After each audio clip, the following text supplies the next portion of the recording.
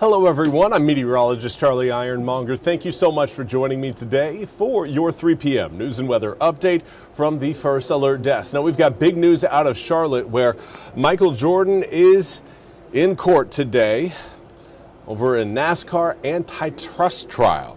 Now the star power of Michael Jordan was on display as a jury of 9 was seated to hear allegations that the NASCAR Stock Car Series is a monopolistic bully that leaves its teams no option but to comply with rules and financing they don't agree with. Now, the retired NBA Hall of Famer is the co-owner of the 23-9 racing team at the top Cup Series level. Now, them, along with Front Row Motorsports, sued the series last year rather than sign an extension agreements on new charters, which are franchise-type designations that serve as the framework for the revenue stream between NASCAR and the teams. Now, 6 men and 3 women were seated for a trial expected to last 2 weeks before U.S. District Judge Kenneth Bell, who asked for opening statements to be completed later today.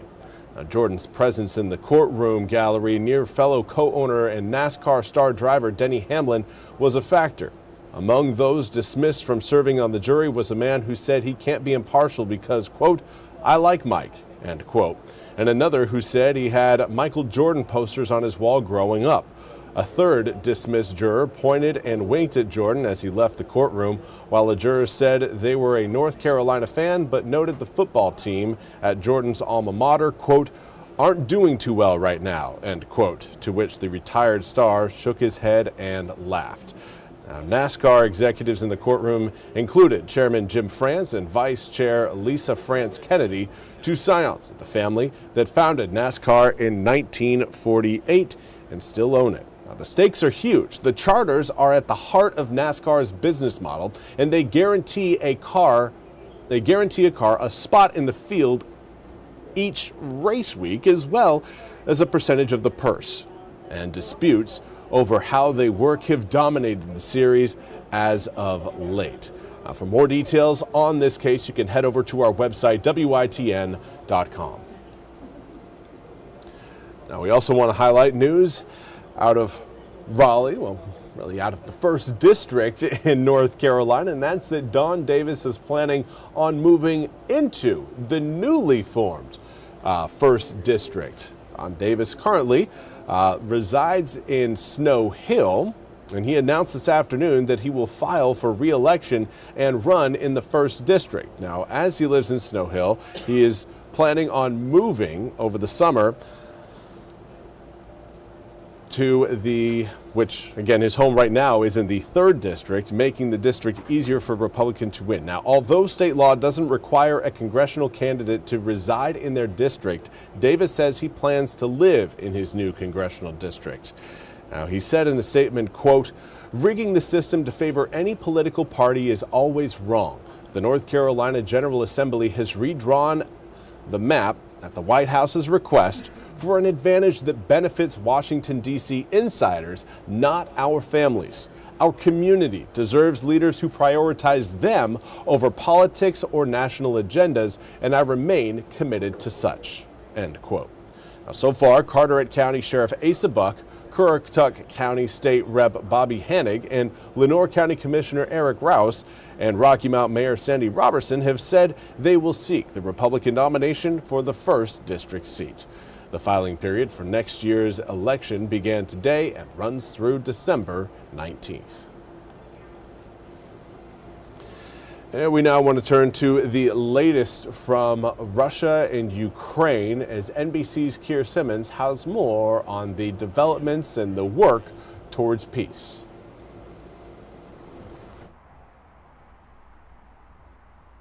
Hey there, good day to you. President Trump's envoy Steve Witkoff is on his way to Moscow here to meet with President Putin, his foreign minister Sergei Lavrov, and his foreign policy advisor Yuri Ushakov.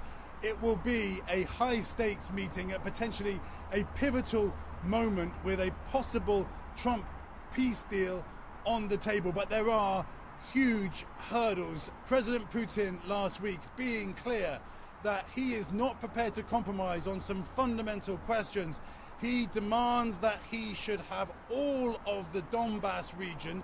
Only part of that region is currently occupied by the Russian military. He will also want limits on the size of the Ukrainian military and on any security guarantees that it might get from Europe and the United States. And the Kremlin is likely to insist that both the US and Europe agree to the territorial gains that Russia has made since its full-scale invasion of Ukraine in 2022. These are going to be very difficult questions for the Europeans and Ukrainians to accept. A ceasefire, a peace deal is on the horizon, but it may be a long way off and may not be possible. Thank you very much, Keir, for that report. We now turn to your weather forecast. It's been a cool day, and we're now starting to see the cloud cover roll in ahead of rain showers that will be sticking with us through pretty much the entirety of tomorrow. Here's a look at what we've got outside right now in Morehead City. Sanitary Restaurant showing 48 degrees with a northeasterly breeze at 12 miles an hour, making 48 actually feel more like 43.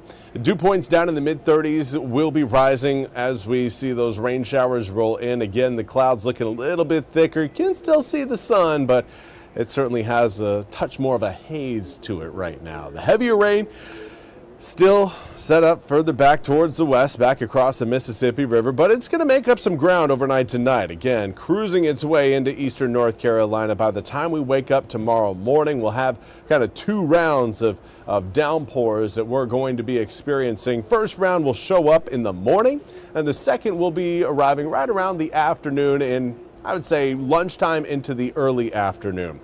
Beyond that, it's high pressure that will keep us dry and sunny for your Wednesday and Thursday, but there's another area of low pressure behind that high that will get us back in the rain game again coming up Friday, Saturday, and potentially into Sunday. Right now, everything's looking nice and dry. We weren't able to say that last night, and we probably won't be able to say that as we head into tomorrow morning. Now, the earliest drops could start to fall around midnight tonight, but I think most of us will really start to see the rain showers start to roll in between around 5 to 8 a.m. If you're watching closer to Duplin, Pender, Onslow County, you're going to be at the earlier end of that range, whereas those of you around the Albemarle Sound, again, 7, 8, 9 a.m., you'll start to certainly see some rain showers come down. And over that 7, 8, 9 a.m. time period, that window, you're looking again at some heavier rain showers, some more than just your standard light scattered shower pattern that we had over the past 24 hours. These are going to be some heavier drops. Could see upwards of around maybe an inch to an inch and a half of rain out of this system for parts of eastern North Carolina. Then later on in the afternoon, we may see another kind of plume of heavier rain showers try to roll in. This model run doesn't really highlight that, but it certainly does have everything exiting as we head into Wednesday morning.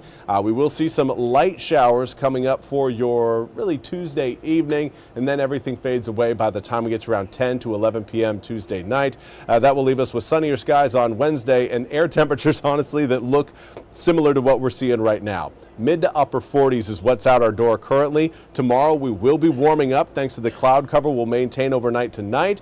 And while winds probably not going to be coming out of the southwest over the next 24 hours, the lighter winds will certainly do us some favors. We've seen wind speeds come down from earlier this morning when they were around 10 to 15 up to 20 miles an hour sustained. Later on tonight, we're looking at more of a 5 to 10 mile per hour breeze, much calmer, but it does lead into, again, wetter conditions. Southeasterly breeze by 7 a.m. tomorrow. We'll try to boost those temperatures up, but with the cloud cover there and the rain showers coming down, it's going to be a difficult proposal. Likely getting into the mid-50s by tomorrow afternoon. Certainly still below our seasonal average, but a little bit warmer than where we'll be, well, where we are today and where we'll be coming up on Wednesday. Thursday, more sunshine takes us back into that low to mid-50s range, only to see more rain showers cool us back down again on Friday, back to the mid-40s, and then slowly trying to warm up as we head to the upcoming weekend. To put it into perspective, normal this time of year is right around the low 60s. So we're going to be spending the next 8 days a little bit shy of that mark, with overnight lows Tuesday night, Wednesday night, and Thursday night all down near freezing. That's all we have time for today's 3 p.m. news and weather update from the First Alert Desk. I want to thank you all so much for joining me. We'll be back with more news and weather coming up at the top of the hour. Until then, have a fantastic rest of your Monday.